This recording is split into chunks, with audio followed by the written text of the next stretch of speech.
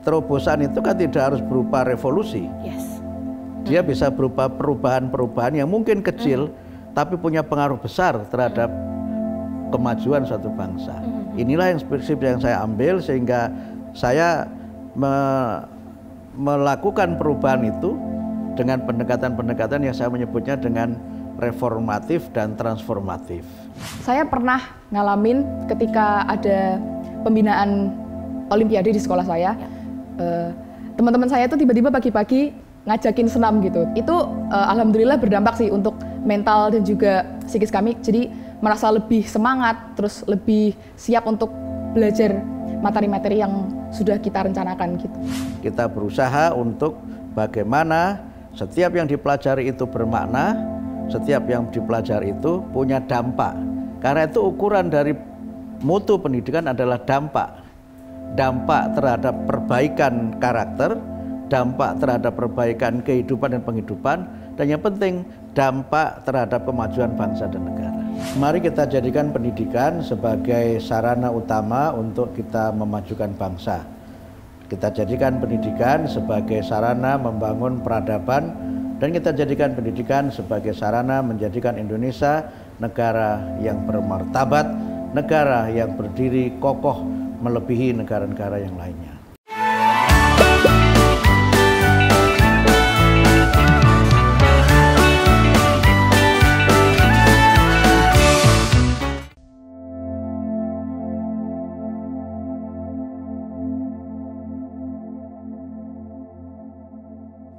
Halo Sobat Belajar, selamat datang di Siniar, siaran inspiratif, inovatif, akuntabel, dan responsif pendidikan bermutu untuk semua.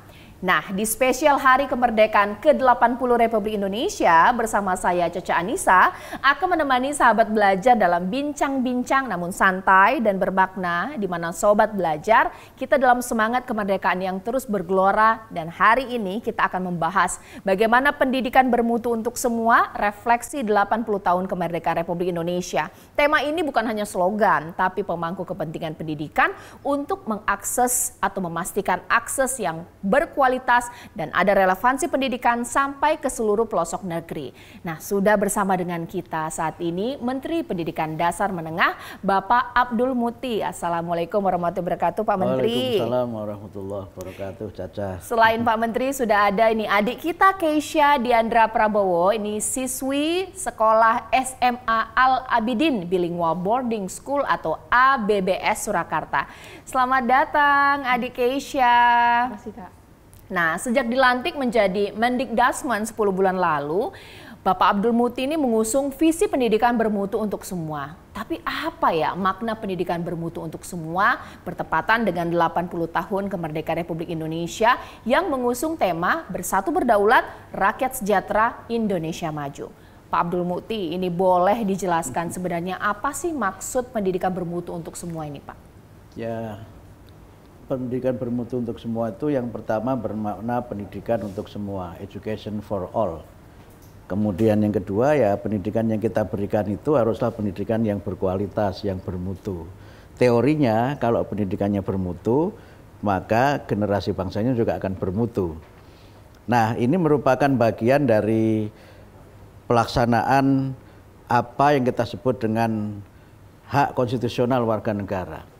Kalau kita baca pembukaan Undang-Undang Dasar 45, di dalam disebutkan bahwa di antara tujuan kemerdekaan Indonesia, dibentuknya negara Indonesia adalah untuk memajukan kesejahteraan umum, mencerdaskan kehidupan bangsa, dan ikut serta melaksanakan ketertiban dunia.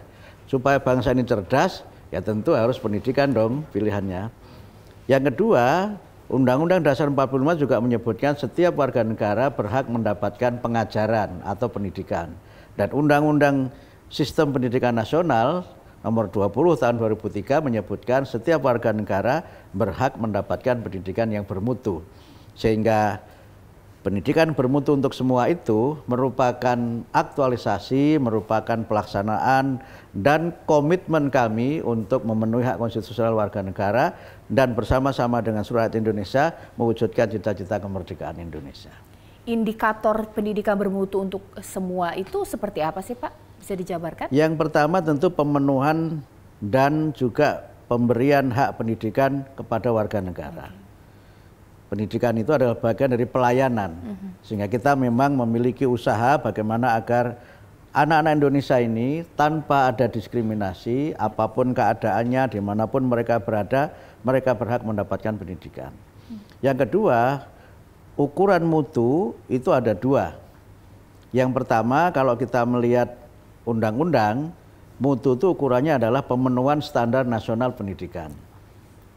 Kemudian yang kedua adalah relevansi, kesesuaian antara pendidikan yang kita berikan dengan kebutuhan dan juga penyiapan generasi bangsa ini untuk mereka menjadi generasi yang melanjutkan, menyempurnakan perjuangan para pahlawan, para pendiri bangsa.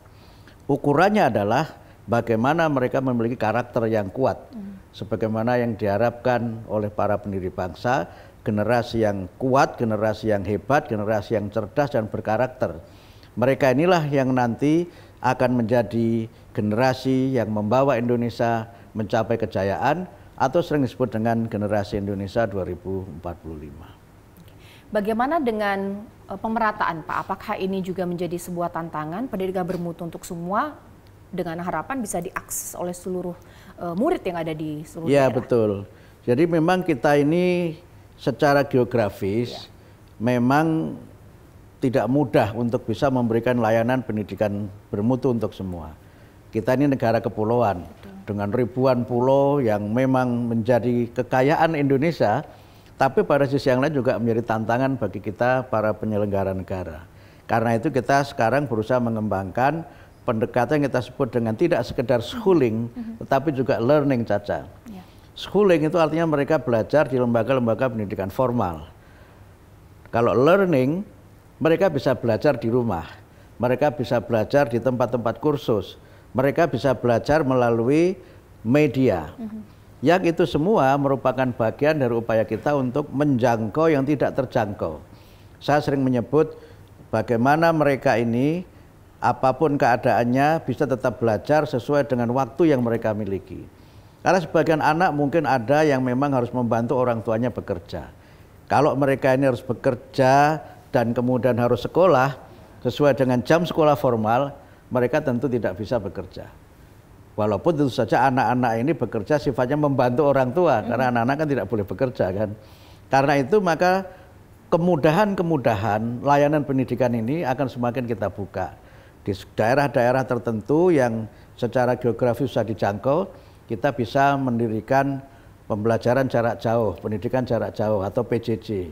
Bisa juga kita dirikan sekolah satu atap, yang di situ, Caca, anak-anak bisa belajar mungkin pagi untuk SMP-nya, siang untuk SMA-nya. Atau bisa juga pagi untuk SD-nya, siang untuk SMP-nya. Dan berbagai pendekatan lain. Intinya, layanan pendidikan itu harus kita buat semudah mungkin bagi seluruh anak Indonesia, dan juga kita buat semenyenangkan mungkin bagi seluruh anak Indonesia.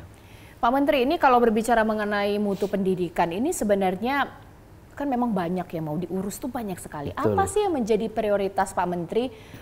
Apakah kualitas guru, kurikulumnya dulu dibenahi, atau sarana dan prasarananya? Tiga-tiganya. Oke. Tiga-tiganya. Karena apa? Kalau kita berbicara keberhasilan pendidikan, teknologi sangat penting.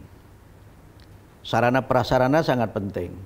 Karena itu Pak Presiden punya kebijakan digitalisasi pendidikan, di mana sarana prasarana pembelajaran ini diperbaiki. Pak Presiden punya kebijakan revitalisasi satuan pendidikan.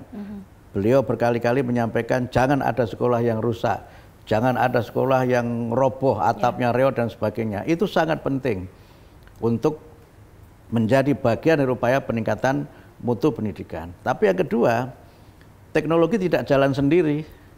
Teknologi itu ada yang menjalankan itu adalah para gurunya. Karena itu kita berusaha untuk memberikan perhatian yang serius kepada guru. Dan ada 3 program utama kami yang juga sudah berjalan. Pertama adalah upaya meningkatkan sertifikasi guru melalui PPG. Insya Allah pada tahun ini PPG akan tuntas karena ada 806.000 peserta PPG tahun ini, sehingga kami berharap pada tahun ini guru-guru itu sudah ya 95% lah gitu, bisa mengikuti PPG yang dengan itu dia bisa mendapatkan sertifikasi, dan Pak Presiden sudah meningkatkan kesejahteraan guru dengan sertifikasi. Guru-guru honor dapat tunjangan, guru-guru non ASN maksud saya mendapatkan tunjangan 2 juta per bulan, guru-guru ASN mendapatkan tunjangan sama dengan gaji pokok, dan guru honorer mulai bulan ini Caca mendapatkan bantuan tunjangan 300.000 per bulan transfer langsung ke rekening masing-masing guru. Nah, yang kedua adalah pemenuhan kualifikasi guru. Mulai tahun ini kita memberikan beasiswa untuk guru yang belum D4 dan S1 untuk mereka melanjutkan studi ke jenjang S1 dengan beasiswa dari kementerian 1 semester maksimal 3 juta. Tahun ini kita targetkan 12.500 guru untuk mengikuti program itu. Yang ketiga, peningkatan kompetensi guru melalui pelatihan-pelatihan. Sekarang kita sudah melakukan 4 pelatihan untuk guru. Pertama, pelatihan keBK-an. Ini nanti kaitannya dengan pendidikan karakter. Yang kedua, pelatihan untuk pembelajaran mendalam.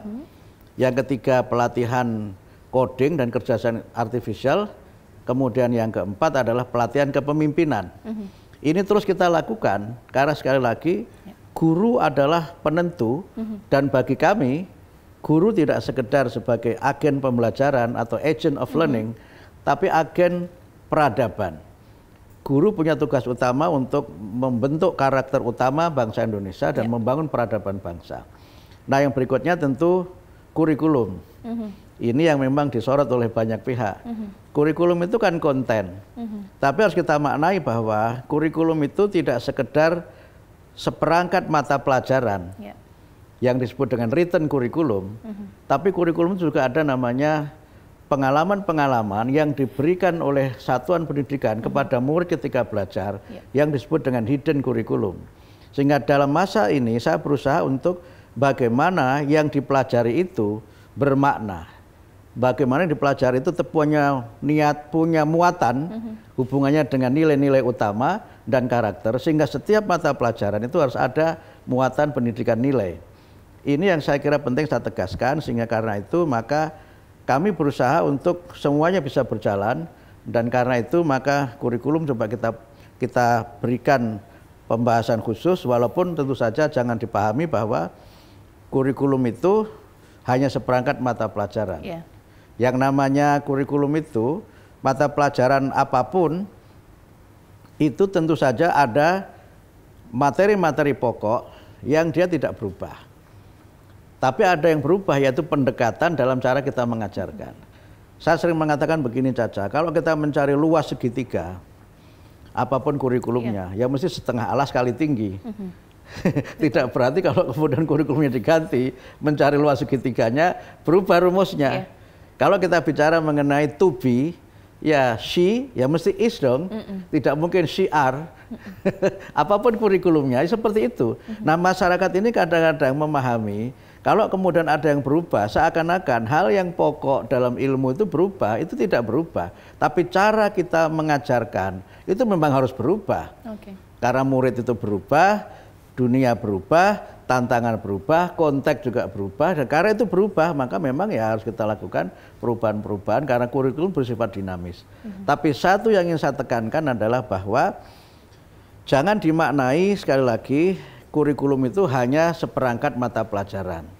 Karena pengalaman-pengalaman yang diberikan dan dialami oleh murid ketika belajar itu semua punya pengaruh kuat dalam pembentukan kepribadian. Dari sinilah sebenarnya kita berusaha untuk bagaimana setiap yang dipelajari itu bermakna, setiap yang dipelajari itu punya dampak. Karena itu ukuran dari mutu pendidikan adalah dampak. Dampak terhadap perbaikan karakter, dampak terhadap perbaikan kehidupan dan penghidupan, dan yang penting dampak terhadap kemajuan bangsa dan negara. Berarti Pak Menteri, kalau misalnya ada yang mengatakan, menteri-menteri sekarang mungkin belum ada gebrakan yang bombastis, fantastis. Berarti cara Pak Menteri ini adalah melakukan perbaikan dan juga terobosan tanpa perlu mengganti total seperti itu. Bagaimana sih Pak Menteri? Pak Prabowo juga mengatakan begitu kan. Pak Prabowo berkali-kali mengatakan yang baik yang sudah dilakukan oleh presiden sebelumnya, juga beliau teruskan. Nah, saya juga begitu. hal-hal yang baik yang sudah diletakkan oleh menteri-menteri sebelum saya lanjutkan. Yang salah kita ganti, yang belum ada kita buat yang baru. Kenapa seperti itu? Karena dunia berubah. Ya. Kalau dunia berubah dan kita tidak berubah, ya justru ketinggalan terus kita ini dengan perubahan. Nah karena itu maka saya di awal-awal, mungkin Caca masih ingat, saya mohon maaf saya menggunakan istilah dalam ilmu fikih itu, prinsip saya adalah al-muhafadzah alal qadimi sholih wal akhdhu bil jadidil aslah. Yang lama yang baik itu kita pelihara, tapi yang baru yang lebih baik itu yang kita ambil. Ya. Karena itu kita jangan anti terhadap perubahan. Kita harus justru melihat karena dunia ini berubah, maka memang kita harus menyesuaikan dengan perubahan-perubahan itu. Sehingga dengan itu pendidikan tetap punya relevansi. Kalau pendidikan tidak punya relevansi, maka akan bermasalah bagi anak-anak yang sekarang ini belajar di jenjang pendidikan dasar dan menengah. Bukan berarti tidak ada terobosan begitu ya? Ya, terobosan itu kan tidak harus berupa revolusi. Yes. Dia bisa berupa perubahan-perubahan yang mungkin kecil, tapi punya pengaruh besar terhadap kemajuan suatu bangsa. Inilah yang prinsip yang saya ambil, sehingga saya melakukan perubahan itu dengan pendekatan-pendekatan yang saya menyebutnya dengan reformatif dan transformatif. Tidak merubah secara keseluruhan, karena yang baik kita pertahankan. Tetapi kalau ada yang kurang, kita bikin baru. Kalau ada yang salah, kita berusaha untuk melakukan perbaikan-perbaikan. Tapi ada satu, ini terobosan luar biasa dari Pak Menteri ya, strategi untuk menciptakan pendidikan bermutu untuk semua, istilahnya partisipasi semesta. Ya. Itu gimana sih Pak Menteri? Ya, saya berpendapat bahwa negara ini akan kuat kalau ada partisipasi seluruh masyarakat.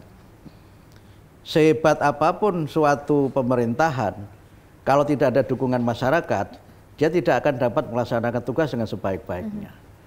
Yang kedua, Caca, DNA-nya orang Indonesia, bangsa Indonesia itu adalah gotong royong. Betul. DNA-nya bangsa Indonesia itu adalah suka bekerja sama. Jadi kita buka pintu yang seluas-luasnya untuk masyarakat juga bekerja sama. Bahkan juga di Undang-Undang Sistem Pendidikan Nasional disebutkan masyarakat itu berhak berpartisipasi dalam penyelenggaraan pendidikan. Tapi yang penting lagi tentu saja sekali lagi bahwa kita ini menjadi kuat karena kita bekerja sama. Kita ini menjadi berbagai hal dapat kita laksanakan karena kita saling bermitra. Partnership itu yang menjadi kunci, atau kemitraan itu yang menjadi kunci. Saya menyebutnya dengan partisipasi semesta itu. Mungkin ini terakhir untuk segmen Pak Menteri nih. Ini dunia berubah, tadi berkali-kali Pak Menteri mengatakan seperti itu. Apa yang Pak Menteri lakukan untuk membenahi, mengarahkan karakter siswa kita? Ini masalah karakter ini kan menjadi concern ya untuk semua. Betul. Jadi yang pertama, pendidikan itu lagi-lagi karena itu penyelenggaraan negara ya Caca, maka panduannya adalah undang-undang menyebutkan bahwa pendidikan itu adalah proses untuk membangun karakter dan peradaban bangsa. Saya tidak ingin mengulang-ulang yang sudah jadi masalah di masyarakat kita, tapi saya ingin melangkah dengan optimistis. Bagaimana merubah keadaan itu? Kami menerapkan namanya 7 kebiasaan anak Indonesia hebat. Karena membangun karakter itu dimulai dari membangun pembiasaan. Pembiasaan itu akan membentuk kebiasaan. Kebiasaan akan membentuk kepribadian, kepribadian akan membentuk peradaban. 7 kebiasaan alhamdulillah sekarang sudah berjalan. Saya sudah melakukan wawancara langsung dengan banyak sekali guru, banyak sekali murid, dan saya tanyakan, sudah menerapkan, sudah apa dampaknya? Mereka mengatakan alhamdulillah berdampak.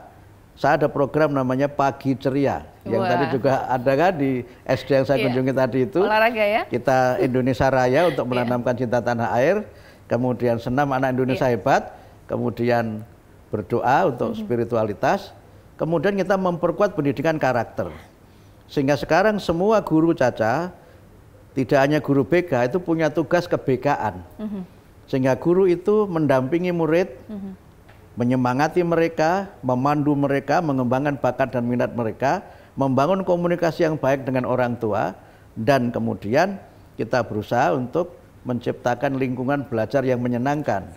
Karena itu kan kita menerapkan beberapa program selain Pagi Ceria, ada namanya Jeda Ceria. Nah, kita luncurkan program Jeda Ceria itu sebagai satu bentuk upaya menyemangati anak-anak di tengah break pembelajaran setelah makan siang gratis. Mudah-mudahan semuanya sudah dapat makan siang gratis dari Pak Presiden, Pak Prabowo. Mereka ada senam otak begitu untuk keseimbangan otak kiri, otak kanan, dan kita buat pembelajaran itu menyenangkan. Pembelajaran yang mendalam, pembelajaran yang materinya tidak perlu banyak-banyak, tetapi mendalam dengan prinsip mindful, meaningful, dan joyful. Pembelajaran yang reflektif, bermakna, dan menggembirakan. Itu yang coba kita bangun untuk memperkuat pendidikan karakter sekarang ini. Nah, kalau tadi kita sudah banyak mendengar penjelasan dari Pak Menteri, sekarang saya mau bincang-bincang dengan adik kita ini, Keisha. Keisha, boleh diceritakan pengalaman kamu nih, ada perubahan yang signifikan tidak sih dengan proses kamu belajar mengajar, belajar saat ini dulu dibandingkan sekarang? Oke. Kalau berbicara tentang perubahan pasti ada ya, karena setahu saya perkembangan teknologi sekarang itu berjalan secara eksponensial gitu. Jadi tidak linear tapi eksponensial. Cuman kita sebagai manusia tuh punya batasan biologis gitu. Sehingga seringkali kita tuh tidak cukup kuat dan tidak cukup adaptif untuk menjawab tantangan itu begitu. Nah, jadi tantangan terbesar bagi saya adalah untuk membentuk mindset adaptif itu tadi. Di mana saya harus selalu siap untuk menjawab tantangan perubahan, lalu selalu bisa perform dengan yang terbaik di setiap tantangan begitu.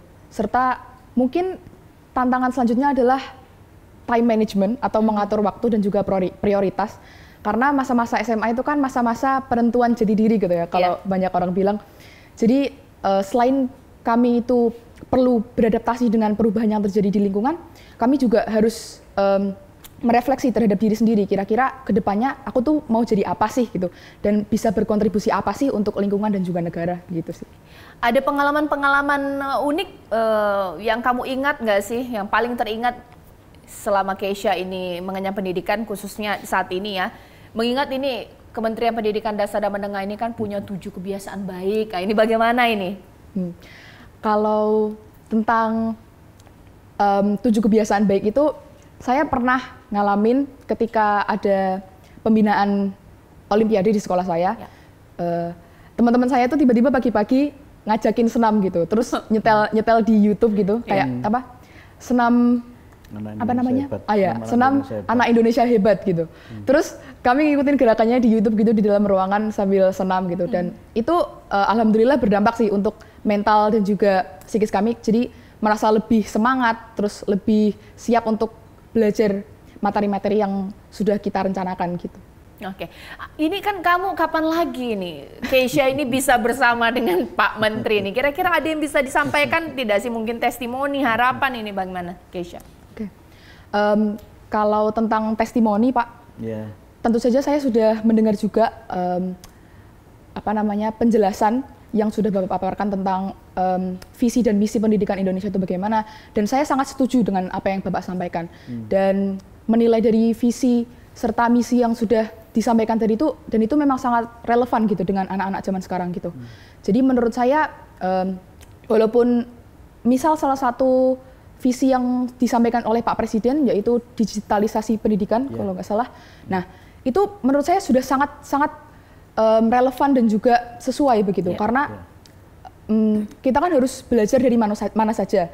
Cuman apakah mental murid-murid itu sudah siap untuk melakukan pembelajaran secara mandiri dan mengakses seluruh ilmu pengetahuan secara begitu bebasnya di dalam internet? Nah, itu yang memerlukan pendampingan lebih khusus seperti itu.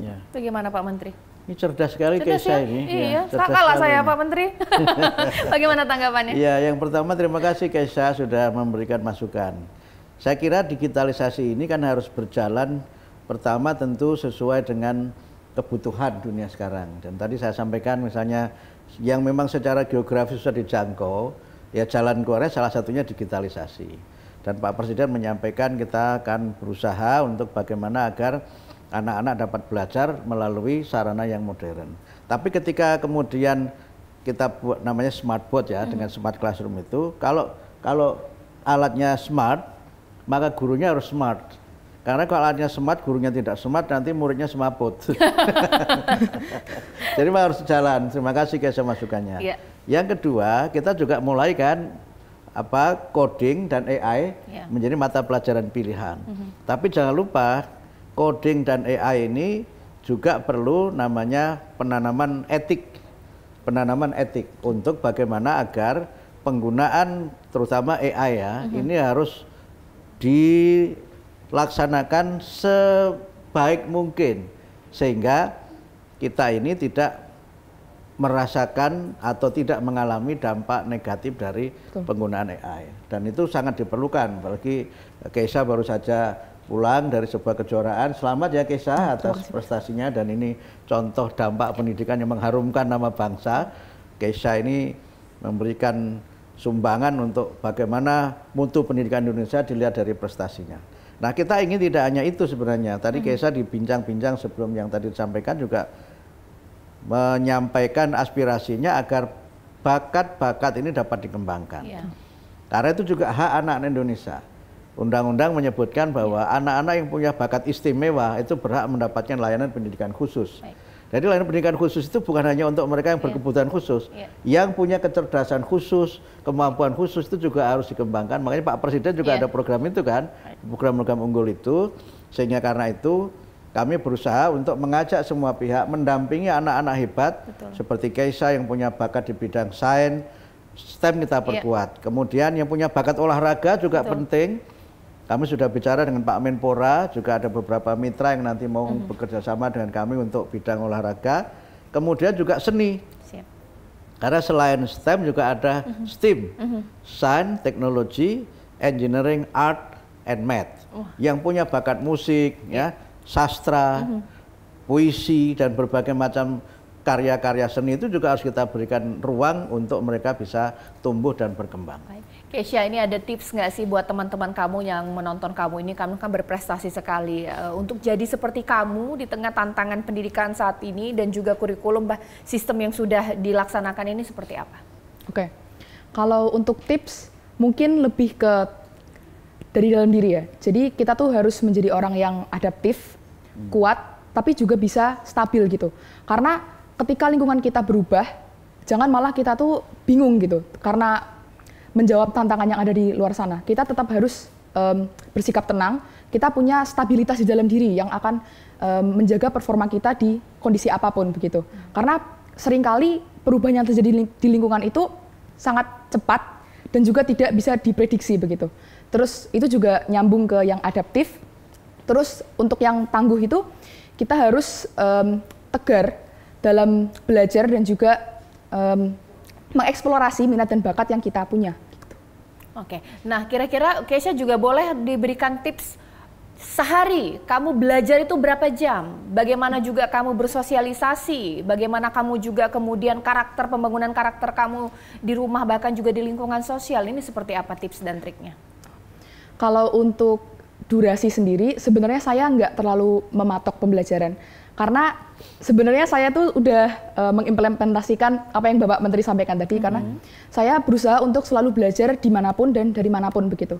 Sehingga saya melihat proses belajar itu bukan sebagai sesuatu kewajiban, tapi adalah a way of life gitu. Jadi cara saya untuk berjalan sehari-hari begitu. Karena pada dasarnya manusia itu selalu butuh yang namanya belajar. Karena ya pasti dunia itu berubah dan kita juga harus berkembang begitu, mengikuti tantangan yang ada di luar begitu. Jadi kalau tips dari saya sih untuk memanfaatkan semua sumber daya yang ada dan mungkin jangan terlalu kecapean. Karena kalau misalkan kita capek, kita nggak fit gitu, nanti pelajarannya nggak ada yang masuk. Nah itu mungkin ini jiwa kompetitif pendidikan Indonesia ini kan juga harus bisa setara atau mungkin harapannya melebihi di luar gitu ya. Kira-kira seberapa optimis Kesha bahwa kita bisa seperti itu? Ini mengingat bahwa pendidikan competitiveness ini begitu disorot ya. Betul. Kalau menurut saya ya program-program yang sudah diajukan oleh pemerintah itu sudah sangat relevan dan juga sudah sangat berkualitas gitu. Nah kuncinya itu hanya ada di eksekusinya saja begitu.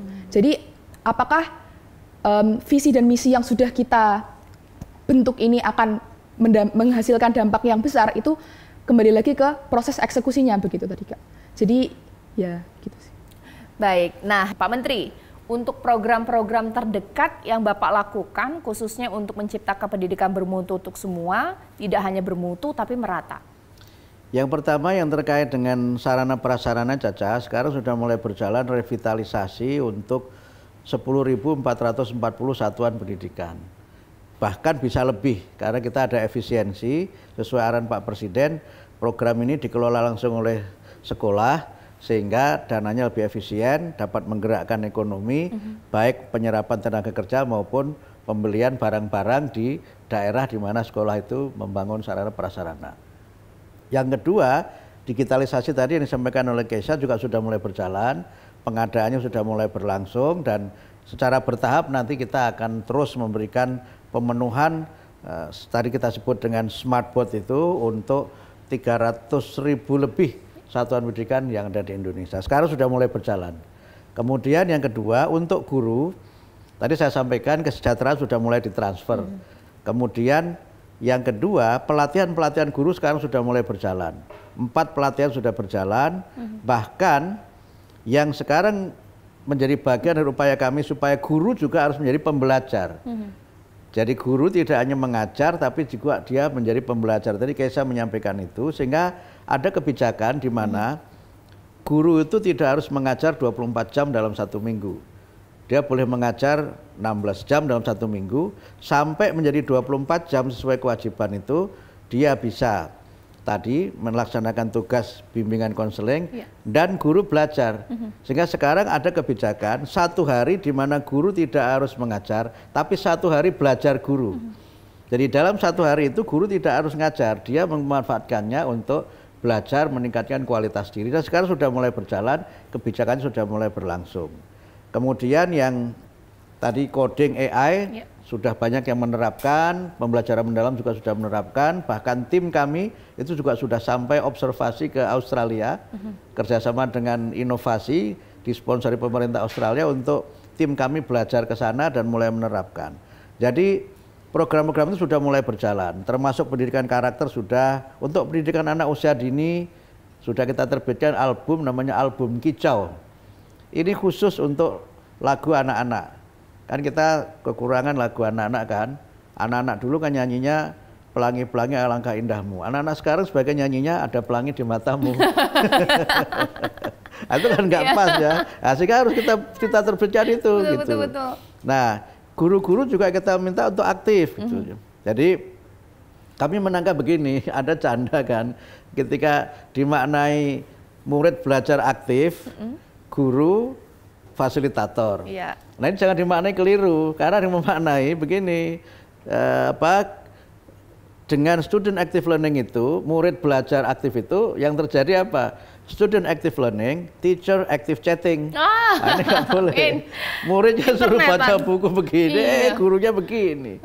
Karena itu ketika kesejahteraan sekarang sudah ditingkatkan, memang belum bisa memenuhi semuanya ya, tapi sudah kita tingkatkan itu. Jangan sampai kemudian ketika tunjangan meningkat, santai-santai gurunya.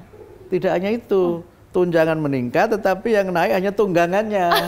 Oh, ganti motor, mobil. Nah, akhirnya apa? Justru ketika tunjangan meningkat itu, kinerjanya harusnya meningkat dong. Gunakan sebagiannya untuk membeli buku, gunakan sebagiannya untuk ikut pelatihan, supaya apa? Ya kalau guru itu kualitasnya meningkat, maka pembelajaran akan meningkat, hasil belajar seperti yang dialami oleh Keisha ini juga akan meningkat. Nah, karena itu beberapa sudah kita berikan. Nah, untuk murid juga ada kan, selain dana BOS juga PIP kan. PIP juga terus kita berikan supaya anak-anak yang tidak mampu tadi dapat berkesempatan belajar dengan dana PIP yang tahun ini itu kita alokasikan untuk 18,7 juta anak Indonesia. Dan itu bukan jumlah yang sedikit. Sehingga karena itu maka banyak upaya sudah kami lakukan untuk memastikan anak-anak Indonesia mendapatkan layanan pendidikan yang bermutu untuk semuanya. Kalau program terdekat Pak Menteri untuk mengatasi bahwa ini kebijakan udah bagus, tapi kita punya tantangan latar belakang ekonomi yang beragam dan juga tantangan geografis. Betul. Ini bagaimana Pak Menteri? Ya, yang pertama kami berusaha untuk mereka yang tinggal di daerah-daerah terpencil, daerah 3T itu, ada yang sekarang malah menambahi 4T. Daerah-daerah yang ini ada yang menyebut satu lagi itu daerah-daerah yang terlunta-lunta. Ada aja Pak Menteri. Daerah terlunta-lunta itu kita coba untuk menerapkan namanya relawan pendidikan. Oke. Jadi relawan pendidikan itu adalah upaya kami untuk mereka yang tinggal daerah yang tadi, yang terluar, ya tertinggal, kemudian daerah-daerah yang tadi, yang ya tidak mendapatkan jangkauan pendidikan itu kita angkat namanya relawan pendidikan. Mereka ini bisa jadi para guru, bisa jadi mungkin pemuda atau mahasiswa yang memberikan layanan pendidikan di situ, dan kemudian mereka juga tinggal di situ. Kemudian pendidikan inklusif untuk anak-anak berkebutuhan khusus juga mulai kita terus tingkatkan. Sekarang ada beberapa kerjasama, misalnya ada namanya program inklusif yang berkelanjutan. Ini kami bermitra dengan beberapa organisasi masyarakat yang memang memiliki kepedulian untuk mendampingi anak-anak berkebutuhan khusus. Kemudian juga anak-anak yang putus sekolah. Ini juga lumayan tinggi jumlahnya Caca yang putus sekolah ini, dan kami juga memberikan bantuan untuk mereka ini dapat belajar, termasuk misalnya anak-anak dari daerah-daerah seperti di Papua ada beasiswa namanya ADEM, dan kemudian berbagai bentuk layanan baik berupa beasiswa maupun berbagai fasilitas yang memudahkan mereka untuk belajar, dan sekarang semua sudah berjalan. Semua sudah berjalan dan mudah-mudahan ini bisa terus berkesinambungan. Kalau kita berbicara mengenai pilihan pendidikan ini kan permintaan semakin beragam ya Pak Menteri ya. Entah itu vokasi atau pendidikan kejuruan, berbasis komunitas. Sebenarnya negara memfasilitasi keinginan pilihan yang bervariasi ini tidak sih Pak Menteri? Tadi saya sebutkan di awal Caca bahwa kami tidak hanya menggunakan pendekatan atau kebijakan schooling, tapi juga learning. Sehingga sekarang kita juga sudah mulai memberikan layanan, misalnya tadi kita sebut ya, yang tadi saya sebut relawan pendidikan itu adalah untuk namanya rumah pendidikan. Rumah pendidikan ini tidak harus berupa sekolah, tapi bisa juga misalnya balai desa yang kita fungsikan untuk pendidikan di daerah-daerah yang tertinggal itu, atau bahkan mungkin tempat ibadah. Kami sempat berbicara dengan beberapa organisasi agama untuk memanfaatkan tempat ibadah ini sebagai tempat penyelenggaraan pendidikan. Jadi tidak harus mendirikan bangunan sekolah. Bisa fasilitas yang ada kita manfaatkan, yang penting pembelajarannya berlangsung. Bahkan sekarang beberapa ada praktek namanya itu double class. Double class itu begini. Jadi guru itu mengajar di satu kelas, tetapi anak di satu kelas itu tidak dalam kelas yang sama. Maksud saya begini, kan biasanya kalau kita ngajar kelas 1 ya kelas 1 semua yang di situ ya kayak saya. Nah ini kelas 1 dan kelas 2 digabung, tapi gurunya satu. Itu bisa dilakukan, karena apa? Ya supaya anak-anak itu bisa belajar. Lalu mutunya bagaimana? Nah bisa kita suplai dengan bacaan-bacaan. Nah itu yang coba kita lakukan. Nah yang berikutnya adalah pelayanan tadi pembelajaran jarak jauh. Insya Allah nanti dalam minggu depan ini kami akan melonsing program pembelajaran jarak jauh, bahkan tidak hanya untuk anak-anak kita yang di Indonesia. Nanti uji cobanya itu adalah anak-anak Indonesia yang ada di Malaysia. Kan banyak anak Indonesia yang di Malaysia yang orang tuanya bekerja di luar negeri, anak-anak pekerja migran itu, mereka memang tidak mudah bisa mendapatkan layanan pendidikan di negara di mana orang tuanya bekerja. Lalu kita mencoba program pendidikan jarak jauh dengan sekolah-sekolah mitra di Indonesia. Nah, yang berikutnya adalah program kesetaraan namanya. Kesetaraan itu adalah program untuk mereka ikut pendidikan non formal. Kejar paket A untuk SD, paket B untuk SMP, paket C untuk SMA. Tapi harus berurutan. Jangan dibalik. Jangan SMA-nya lulus dulu, SMP-nya menyusul. Nggak boleh begitu. Karena itu kami selain memberikan layanan juga mengawasi. Tadi Keisa mengatakan bagaimana kebijakan ini berjalan, itu harus ada pengawasan. Dan untuk mengawasinya mudah, masyarakat bisa mengakses saya secara langsung. HP saya pegang sendiri. Siapapun bisa kirim WA ke saya, bisa nyampaikan informasi ke saya, dan saya baca sendiri. Yang penting-penting saya tindak lanjuti. Ini cara saya untuk membangun komunikasi dengan masyarakat, untuk memastikan bahwa kebijakan-kebijakan yang kami buat atas arahan Pak Presiden itu tidak ada yang menyalahgunakan, tidak ada penyimpangan, dan program tidak sekedar program yang di atas kertas, tapi yang memang berjalan. Tadi yang berkali-kali disampaikan oleh Keisha, bagaimana implementasinya di lapangan. Wah, terbuka sekali ya Pak Menteri. Pak Menteri, lantas bagaimana strategi Pak Menteri ketika ada resistensi dari publik terkait kebijakan dari Bapak? Pertama, tentu kita lihat yang resisten itu siapa. Yang kedua, resistensinya karena apa? Kalau resistensinya karena kita membuat kebijakan yang keliru, kita perbaiki. Tapi kalau yang resisten itu adalah haters, ya the show must go on. Karena itu saya sekarang mulai belajar membedakan mana noise, mana voice. Wah, mantap. Oke, nah di segmen terakhir ini Pak Menteri bahkan juga adik Keisha akan menjawab pertanyaan dari Sobat Belajar. Wah, ini sudah ada pertanyaan, satu kalimat mengenai pendidikan bermutu untuk semua seperti apa Pak Menteri? Semua anak Indonesia bisa hebat. Keisha? Kalau menurut saya pendidikan yang bermutu itu pendidikan yang sesuai dan berkualitas dari berbagai macam segi, mulai dari kontennya, lalu dari segi penyampaiannya, penerimaannya, pemahamannya, serta kebermanfaatannya ke lingkungan. Oke.